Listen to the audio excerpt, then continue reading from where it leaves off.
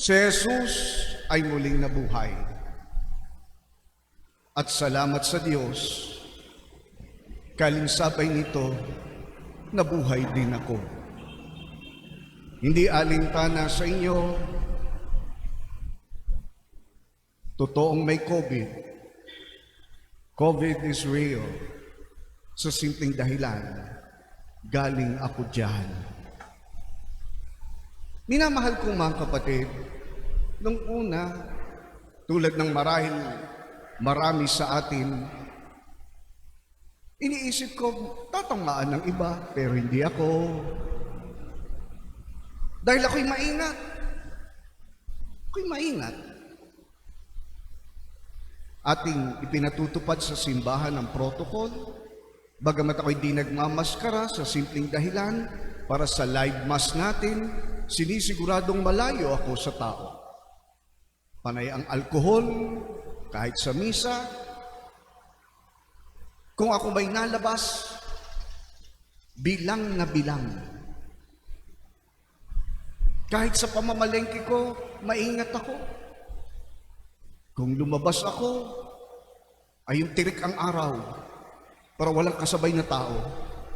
Ang sabi ko, kahit paano makakasumpong pa din naman kahit tanghalian ng isdang sariwa pa. Bagamat ang marami pinagpilian na. Sige lang. Kaya ako'y naging maingat. Marahil ang tanong, ay saan nyo nakuha? Pag tayo na, ichichismis ko sa inyo. Bubulong ko dahil iilan lang naman tao ang pakiramdam ko'y pinagmulan sapagkat sa simpleng dahilan, mas naging malubha ang kanilang pinagdaanan. But anyway, tunay, COVID is real. COVID is real sapagkat sa huling advisory ng ating Mayor Eric Africa noong April 16 na aking nabasa, as of April 16, 132 sa lipa ang namatay na bunsod ng COVID. 13 galing inusluban. 10%. Minamahal ko,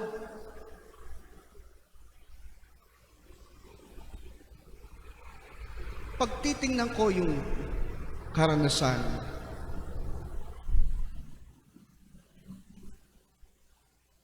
hindi ko ito nakuha sa simbahan. Malinaw yan sa aking isipan. Hindi ko ito nakuha sa inyo o sa maninimba dito. Sapagkat nung ako ay magkameron ng sintomas, that is March 3. At simula nung March 3, hindi na ako tumungtong sa simbahan natin at wala akong hinarap na tao. Puro lamang sa telepono.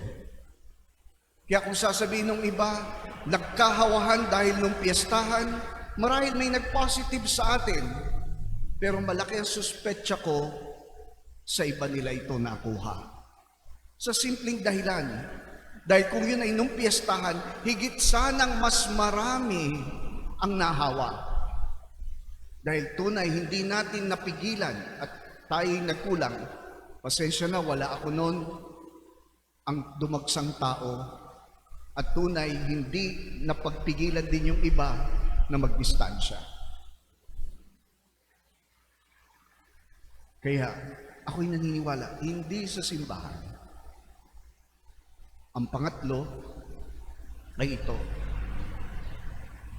Nung itawag ko sa pamunuan ng ating simbahan, ang ibig ng ating doktor ng Archdiocese, ako'y dalhin sa Balay Isabel, isang resort sa Talisay, at doon ako i-isolate. Meron daw kumpleto dong pasilidad, may mga nurses, at maganda yung lugar. Pero sa katigasan ng ulo ko, hindi ako sumang-ayon dito. Dahil ang sabi ko, ako'y pastor, ako'y isang ama. At kasama ko sa bahay, nag-positive din. At ako'y nag-aalala para ilan sa inyo na staff ko, na sa simpleng dahilan, hindi ko kaya ng kalooban ng aking sikmura na maganda ang aking kinalalagyan, tapos yung kasama ko ay kusang isolation facility lamang ilalagay. Kaya inayos ko muna ito. Sinikap kong nasa mabuti ring kalagayan ng mga kasamahan ko bago ko harapin ang sarili ko. Kaya, dumako tayo doon. Ano ba ang natutunan ko sa karanasang ito? Minamahal ko, kung merong unang matingkad ay ito, mahirap mag-isa. Mahirap mag-isa. Doon ko napatunayan na kay matandang binata na katulad ko, kay may asawa ka, pag dumating ang dagok na ito, mag-iisa ka. Bakit kanyo? Papuntang ospital, kahit masama na ang pakiramdam ko, kailangan ako ang mag-drive ng sasakyan papuntang ospital. Sa simpleng dahilan, kung ako'y magsasama ng iba, magpapadrive kung kanino man, baka ma-isolate din ito o may makapag-report at dahil dito, ipasuswab ito. So yun ang una. Drive ako mag-isa, papuntang ospital. Pagdating doon, ako'y sinuri. At pagkasuri, kinabitan na ng mga swero at iba't ibang aparato. At nung dalhin ako sa aking pinakakwarto, mag-isa ako. Dumarating ang mga nurses, doktor, medtech, at tunay, mag-aabot ng gamot sa iyo, ito po ang iinumin nyo, o dili kaya magtuturok ng kukuha ng dugo, magdadala ng pagkain, pero pagkalapag na pagkalapag, pagkasabi, lalabas na ito ng kwarto. Hindi ko sila masisisi. Hindi ko naramdaman naman na pinandidirihan ako. Pero hindi nawawala at unawa ko ang pangamba at takot na mahawa. Sapagkat pagkatapos ng duty nila, uuwi sila sa kanilang pamilya. Ang hirap mag-isa. Ako may na-hospital din nung una. Pero ibang-iba pag may bantay ka, may nakakausap ka, may nadadainan ka, may nahihingan ka na, papispis naman ang likod ko, tinutulungan ka, sapagkat una sa pag-iisa, itong isang pinakamahirap. Ang una, sa 10 araw ko sa ospital, 2 beses lang ako nakapagpalit ng damit ko. Dahil ang hirap magpalit habang may mga kung ano-anong swero nakakabit sa iyo. Yun yung una. Pangalawa, ang hirap pumunta sa Casillas. Bakit kanyo? 3 ang swero ko. 2 padaluyan ng gamot. Kaya ako'y daig pang may tungkod ni Judas na pagpupunta sa CR, kailangan magmaniobra ka pa. Ay ang pinakamahirap sa lahat, hindi mo na makapa ang puwit mo sa simpleng dahilan may swero na pag napababa ng kaunting nagdudugo, ikaw talagang patama na lang. Kapaan na lang Tunay. Yun yung sunod. At yung inip, nakakainip. Ang tagal para baga ng mga sandali. Pero hindi lamang yun. Mahirap mag-isa. Mahirap mag-isa. Pero mas mahirap pag wala kang pera. Mas mahirap. Talagang hindi maalis sa akin ang pag-aalala. Bakit kanyo? Ang una pa lamang, pinaperma ako. Pinaperma ako. Bakit kanyo? Yung gamot, yung Remdesivir na sinasabing gamot sa COVID, nung panahon ko, that is March 10, ang isang vial na ituturok sa magitan ng swero ay 14,000. At ang sabi sa akin ng aking doktor, 10 shots. Isip na agad ako. Plus, 7,000 a day dun sa kwarto ng isolation. Plus, bukod doon, meron pa akong matapang na antibiotiko tuwing tanghali. Meron pang itinuturok sa aking tiyan na hindi daw ay pampalabnaw ng dugo. Sapagkat pag iniihit na ako ng ubo, hirap na akong makahinga, at habang iniihit ng ubo, naninigas ang tiyan ko. Ang nakamamatay pala ay ito, nasasyak ang katawan, at pag malabnaw ang dugo gawa ng impeksyon, aatakihin ka sa puso. At yun yung pamamaraan. Ay pagkalaki naman ng karayo, may pagkasakit, ay tuwing tanghali, tuturukan ako nito. Ay wala pa doon yung PPE ng mga nurses na yung pala'y nakakarga rin sa iyo. At marami pang ibang gamot na pinaiinom din sa akin. Karga ng karga. Kaya hindi lamang mahirap ang mag-isa, mahirap din. Lalo na pag wala kang pera. Lalo na't may naririnig ako sa balita na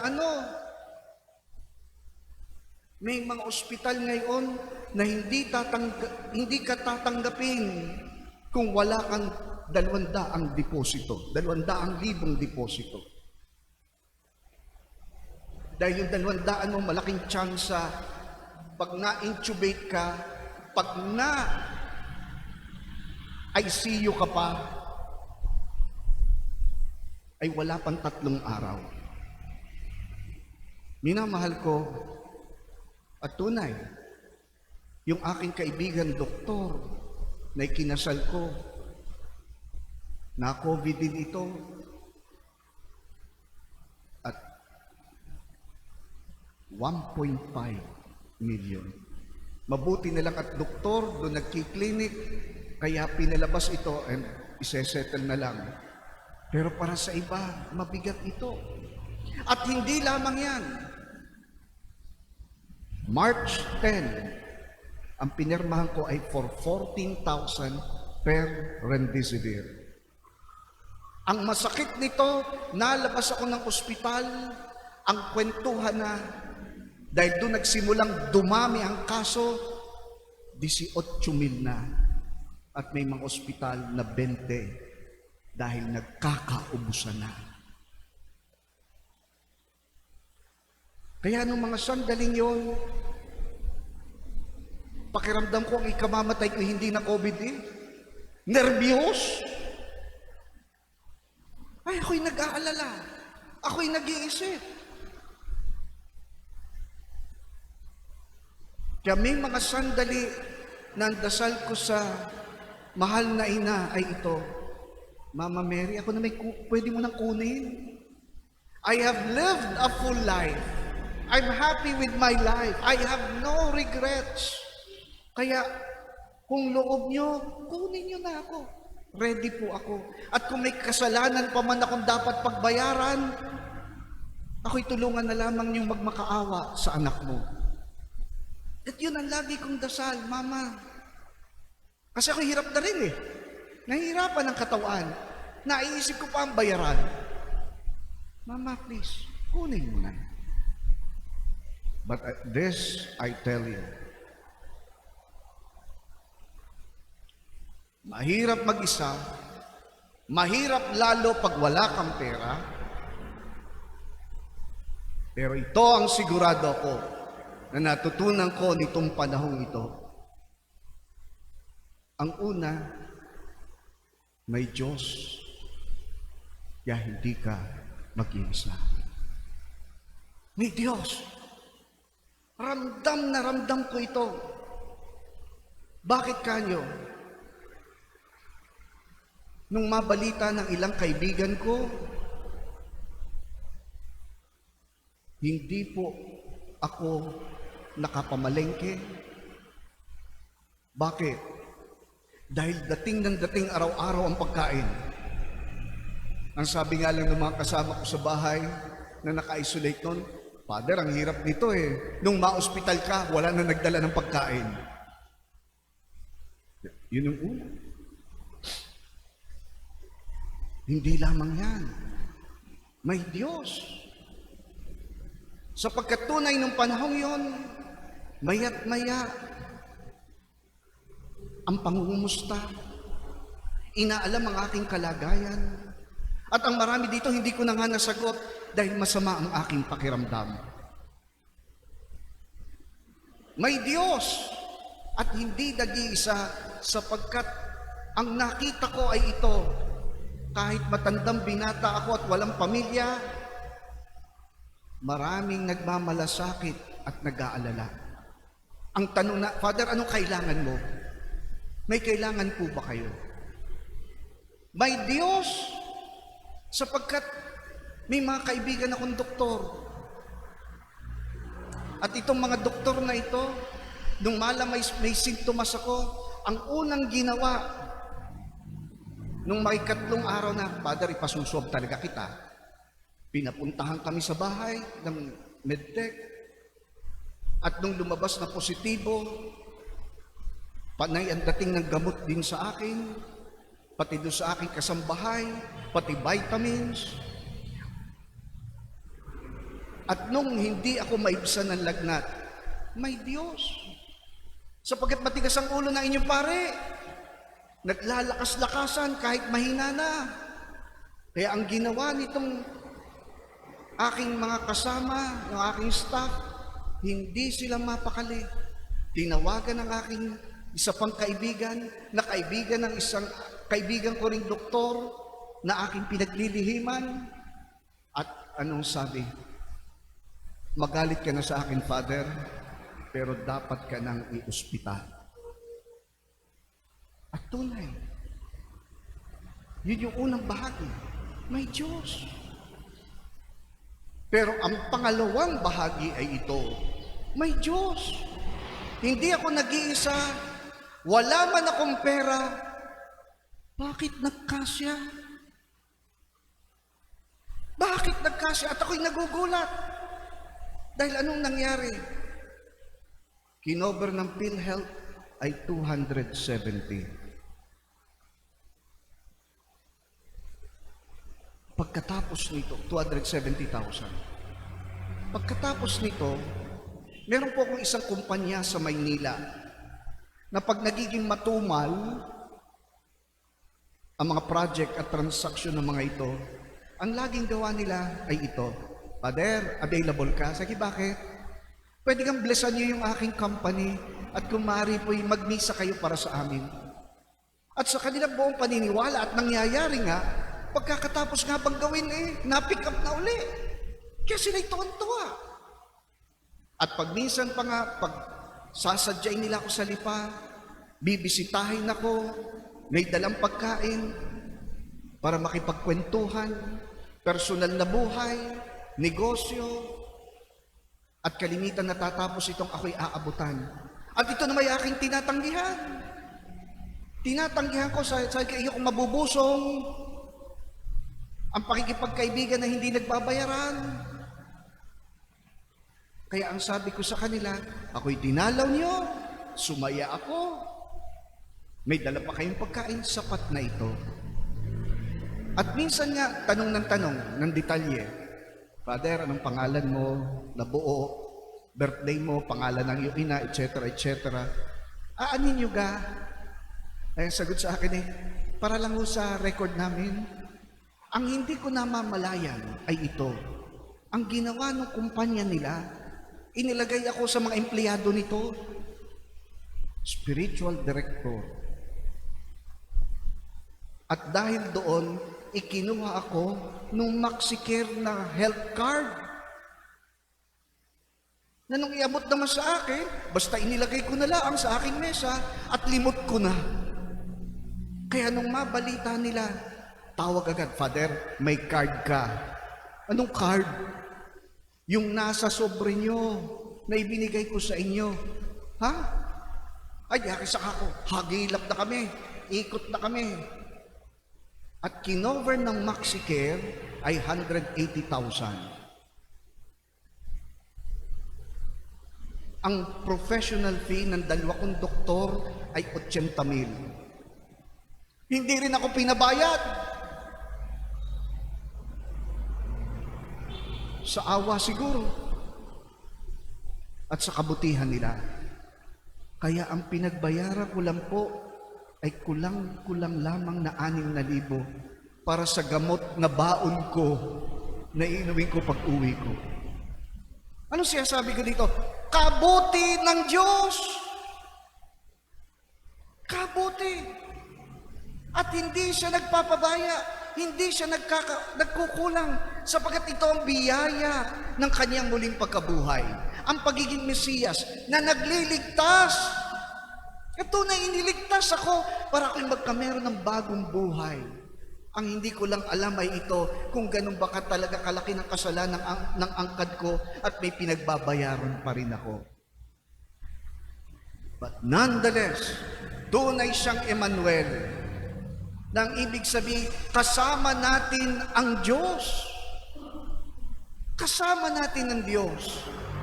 At kung may pagdaanan man tayo, hindi tayo mag-iisa, hindi tayo pababayaan. Naroon siya. Hindi ka nag-iisa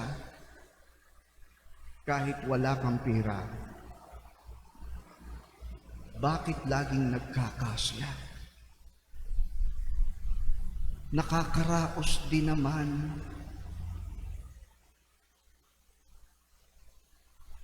Kung kaya nga, tunay, hindi lahat kasi nakababalik. Kaya ipanalangin din po natin yung mga hindi nakabalik. Pero sa isang banda, ang hindi pagbabalik, pag minsay biyaya rin. Kaya lang hirap din namang mabuhay. Mahal talagang mabuhay. Pinagpapasalamat natin yung binigyan ng bagong buhay. At ipinapanalangin natin ngayon, lalo tigit. Kasi this time, ang mga pinagdadasal natin ay hindi na lamang yung nasa balita, kundi mga taong ating kilala at kaibigan pa. Tulad ng isang ipinapanalangin ko ngayon, unang tinamaan ng COVID ay kanyang apo. Di nagtagal asawa nito. Dahil malaki silang pamilya, sila po ay pinaswab nung Biyernes.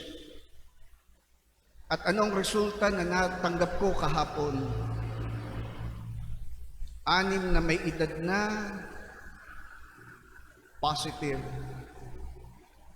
Positive sa simpleng dahilan. 4 ay symptomatic, 2 ay hindi.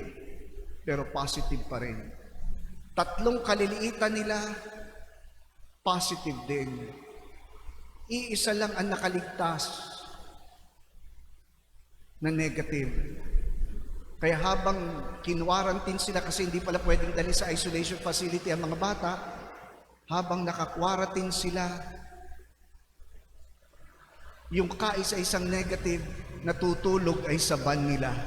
Doon naka-isolate naman ito sa van. At kahapon nga, tawag pa dito sa akin, Kung ako dahil may alam na tindahan ng oxygen, dahil yung isa'y hirapan na rin huminga, wala na daw mabilhan sa Santo Tomas. Naghahanap sila ng ibang makukunan. Kung kaya nga, ako'y naniniwala na ang Diyos ay hindi nagpapabaya. Kaya yun ang sabi ko rin sa kanila, nakaraos ako.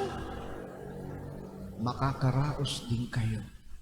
Dahil ang Diyos ay mabuti, ang Diyos ay di nagkukulang ni nagpapabaya.